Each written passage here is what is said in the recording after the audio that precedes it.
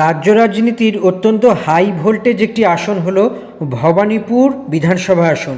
এই ভবানীপুর বিধানসভা আসন অন্যতম রাজ্যের বিধানসভা আসনগুলির মধ্যে হটস্পট আসনও বলা যেতে পারে, কেননা এই আসন থেকে নির্বাচিত হয়ে মমতা বন্দ্যোপাধ্যায় মুখ্যমন্ত্রী হয়েছেন।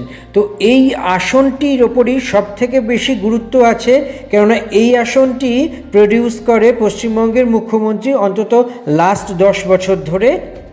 তার আগেও এই আসনের অনেক বৈচিত্র্য লক্ষ্য করা গেছে, যেমন কলকাতা মিউনিসিপ্যালিটি বা কলকাতা পৌরসভার 63, 70, 71, 72, 73, 74 এবং 82 নম্বর ওয়ার্ড নিয়ে তৈরি হয়েছে এই বিধানসভা কেন্দ্রটি।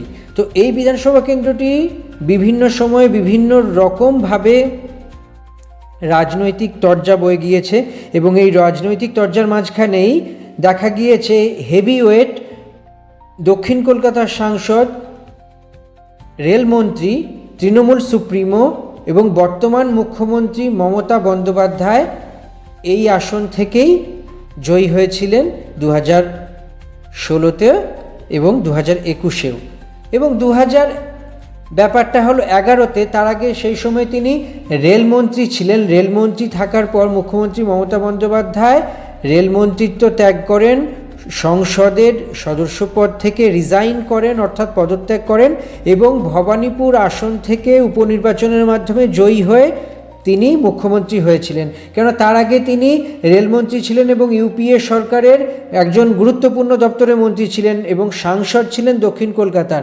কিন্তু সেই মুখ্যমন্ত্রী হওয়ার পর 6 মাসের মধ্যে সংসদীয় নিয়ম অনুযায়ী কোনো একটি উপনির্বাচন থেকে জয়ী হয়ে রাজ্যের যে কোনো বিধানসভা থেকে জয়ী হয়ে যদি তিনি আসতে পারেন তাহলে মুখ্যমন্ত্রিত্ব থেকে যায়। তা মমতা বন্দ্যোপাধ্যায় দক্ষিণ কলকাতার তিনি সাংসদ ছিলেন, সেই সময়ই তৃণমূল জয়লাভ করে রাজ্যে ক্ষমতায় আসে এবং ক্ষমতায় আসার পর থেকেই সময় আসে যে আগামী 6 মাসের মধ্যে মমতা বন্দ্যোপাধ্যায়কে কোনো একটি সিট থেকে জিতে আসতে হবে এবং তখন তিনি মুখ্যমন্ত্রিত্ব টিকিয়ে রাখতে পারবেন। তা এই ঘটনা ছিল বেশ কয়েক বছর 2021-এর ঘটনা। তারপর থেকে গঙ্গা যমুনা দিয়ে অনেক জল বয়ে গেছে।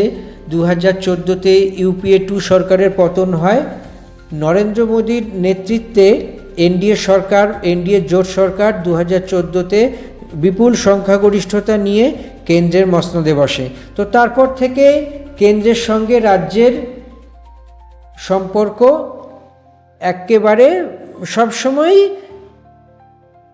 শত্রুতার পরিপূর্ণ এবং এই নিয়ে চলছে বিভিন্ন বিষয়। তো এরপর 2014-র পর 2016 বিধানসভা ভোট হয়েছে, 2021 হয়েছে, আবার বিধানসভা ভোট আসতে চলেছে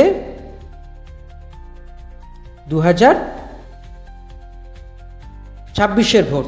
তো এই 2026-এর ভোটেই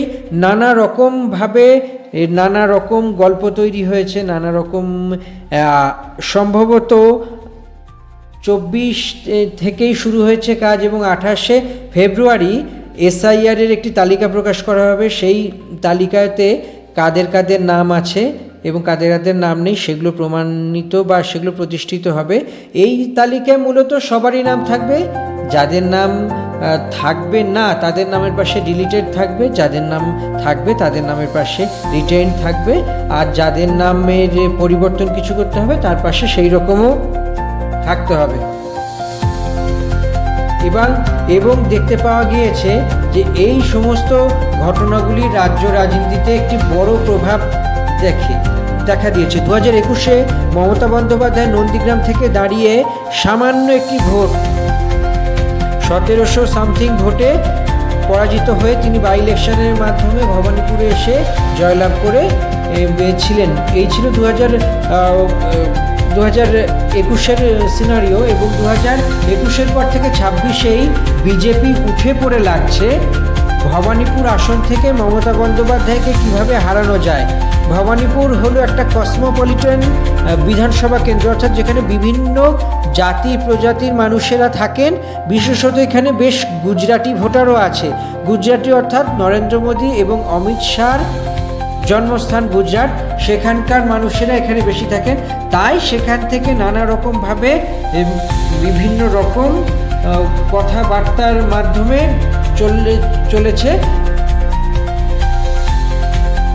অ্যাটাক করা এবং পাল্টা অ্যাটাক করা। 1977 থেকে 2009 পর্যন্ত ভবানীপুর বিধানসভা ছিলই না। 2009 এটি গঠিত হয়। 2011-তে সুব্রত বক্সী এখান থেকে নির্বাচিত হন তৃণমূলের সর্বভারতীয় সভাপতি, এবং সুব্রত বক্সী পরে সরে যান, সেখান থেকে রিজাইন করেন। সেখান থেকে মমতা বন্দ্যোপাধ্যায় বাই ইলেকশনের মাধ্যমে জিতে আসেন। 2016-তেও তাই হয়। 2021-এ শোভনদেব চট্টোপাধ্যায় জেতেন, এবং শোভনদেব চট্টোপাধ্যায় তিনি ফিরে জিতে আসেন, এবং তারপরে খড়দায় তৃণমূল বিধায়কের মৃত্যুর পর আবার খড়দা থেকে বাই ইলেকশনে দাঁড়ান, এবং মমতা বন্দ্যোপাধ্যায় নন্দীগ্রামে পরাজিত হওয়ার পর আবার এখান থেকে 2021-এ ভবানীপুর থেকে দাঁড়ান এবং জয়লাভ করেন।